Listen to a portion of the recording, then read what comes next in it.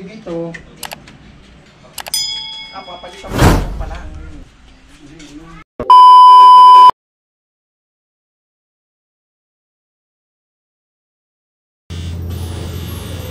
Paring Ace tsaka si Kuya Art. Ito yung BIOS na K24 na ginagawa ni Kuya Art. Tapos ito yung ITV. Saan tayo? So paano ba nag-start to? Paano ba nangyari?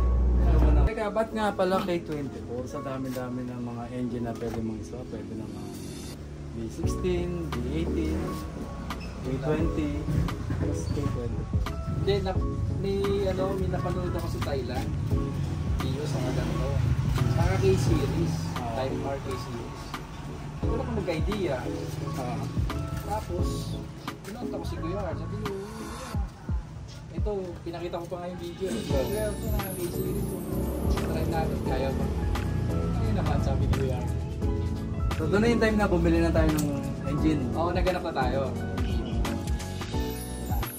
Ano pa lang yun, suntok sa buwan kasi parang hindi matutuloy eh. Pero noon tanggap mo na malaki ang gagastusin mo kasi K-Series. K-Series eh. Okay, so usapang gastos kasi yun yung question ng mga karamihan sa page natin.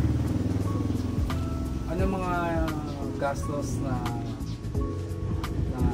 aabutin? I mean, syempre, hindi naman siya isang buo, di ba? Parts by parts. Matagal. Mga dapat na proseso. Mga pros and cons. So dapat may patient kayo sa oras, diba? Kasi gugugulo ang oras, diba? Ano po? Stress syempre. At the same time, stress na rin dahil wala kang sasakyan magamit eh. Tapos, hindi mo alam kung talagang matatapos kasi unang natin ito di ba? Tsaka ito yung unang K24. Na ginawa nyo po? Na kinonvert nyo?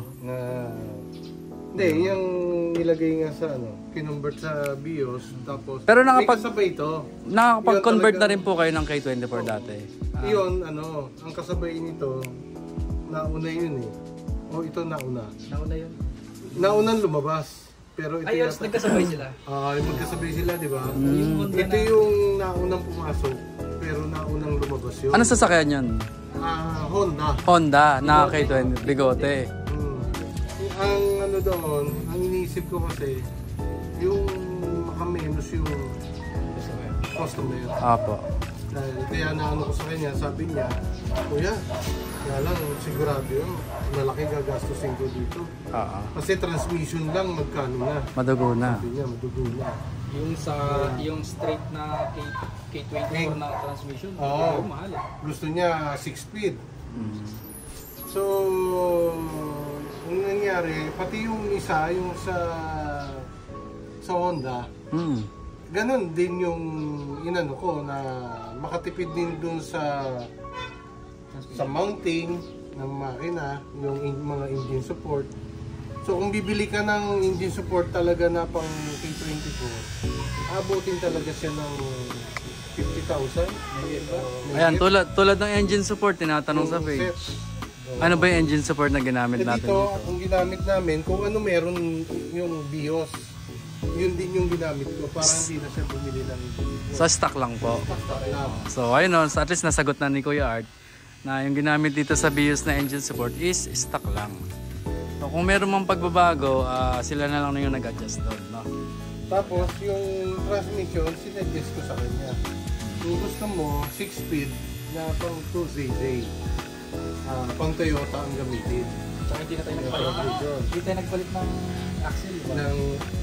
Hindi, ang drive shaft niya. Drive shaft. Pang pang 2ZZ. 2ZZ, So, yung drive shaft mo mas malaki, mas matibay. Kasi galing siya sa 2ZZ. Kompleto dito sa stock talaga. Pag seli kayo yung drive shaft. So to pre, mixed breed to. Paano mixed breed?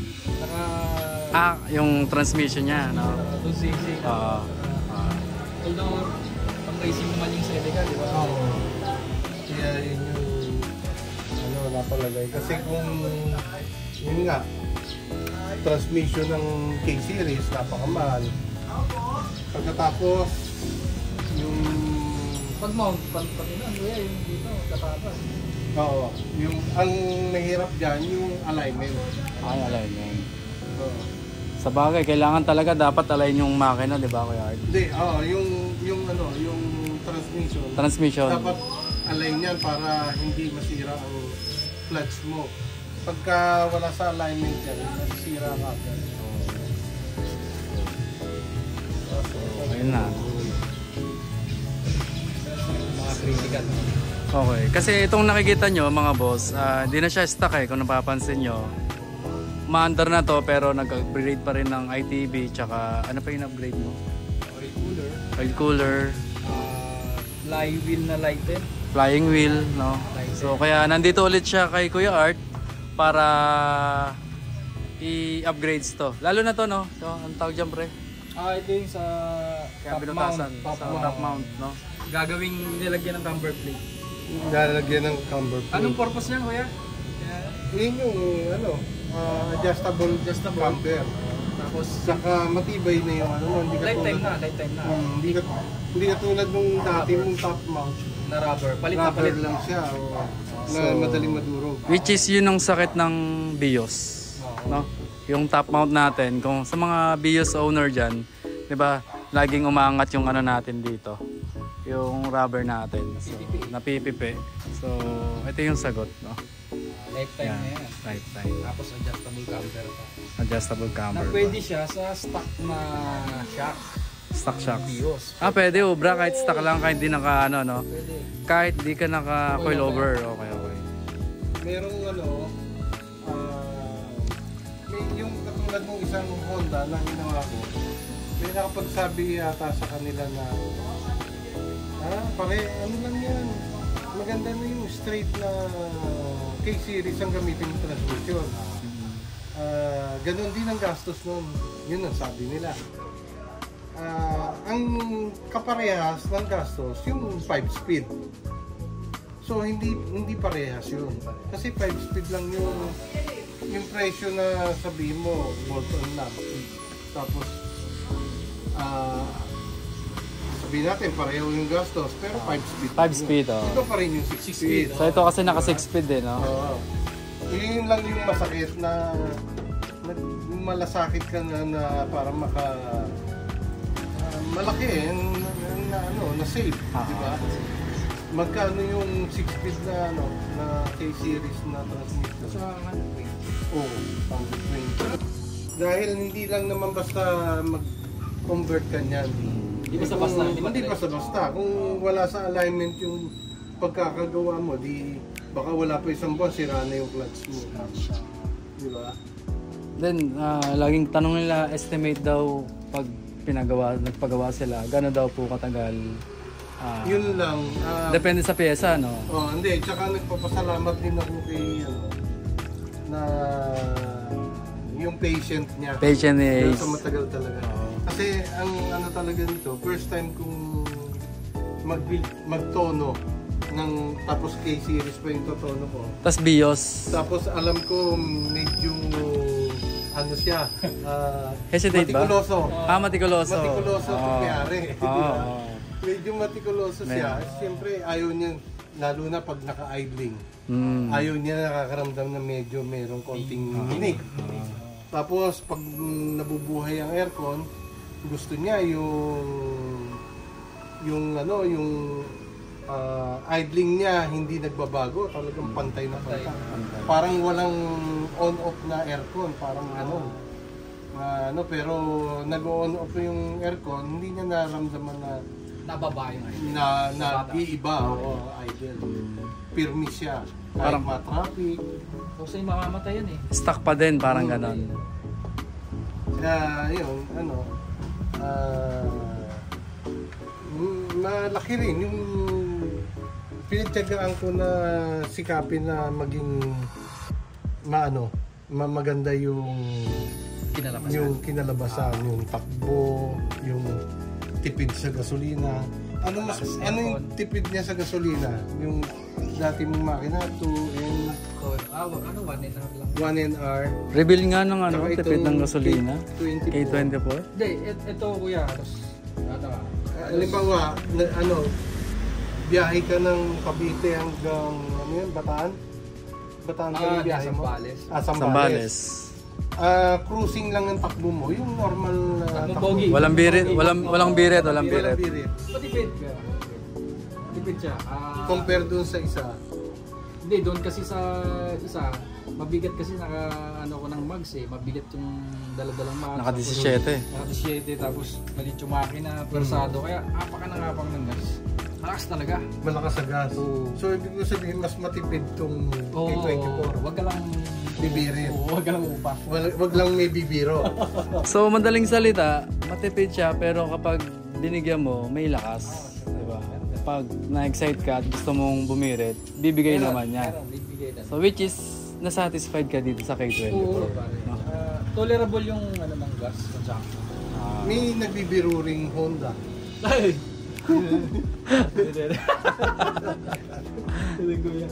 Meron naman siya, pero Napatol. May napatulang ka na ba dyan? Napatulan mo naman. May, anong sasakyan na ba napatulan mo dito? Tsaka saan lugar? Cavitex ba? dito lang. Yung isa ano, Van. van, Toyota Hilux na nakalima dito sa coastal area. Kasi tutulin din talaga nila magpatakbo, di ba? Pinauna ko siya dun sa pagbaba ng pero sinabi ko na siya dun. Tol. Hindi niya na. Tinantanan niya na ako dun. Nakaramdam. Nakaramdam. Nakaramdam siya. So, ayan. Tsaka ang laking bagay nung ano, yung ilagay nating oil pump kuya. Alin? Yung oil pump na Oil pump. aftermarket. Ah, Sa okay, high okay. rate. Safety ng makina. So, ayun. So, ano pa bang mga question niyo dyan guys na hindi namin nasasagot?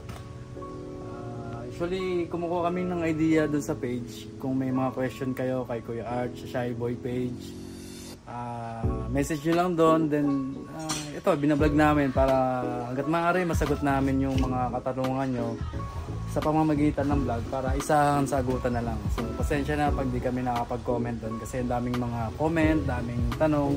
Kaya ginawa namin tong vlog para isang sagutan na lang doon. Tsaka syempre si Kuya Art ang magsasagot nun. Siya kasi yung builder ng K24BS na to. So, builder tsaka tuner din. So hopefully kailan labas na ito Kuya Art? Estimate lang para ano, para next vlog natin sa mga nakikinig, abangan nila ulit. Mablog natin yun eh. Mga Next month. Hindi naman. Hindi na. Hindi na abot next month to. Ito mga katapusan no. Hmm.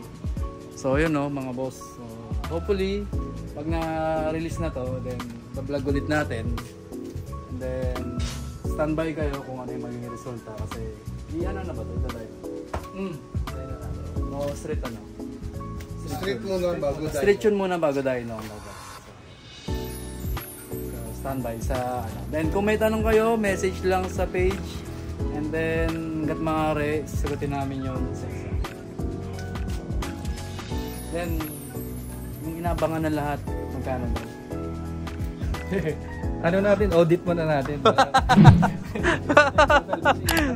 Matagal. Baka marinig ng misis eh, no? Ayan, no? Bawal. PM nyo na lang sa page kung magkano para bawal daw i-reveal. Baka malaman ni misis. Meron kasing is declared saka undeclared. Okay, so. Thank you guys, no? Salamat.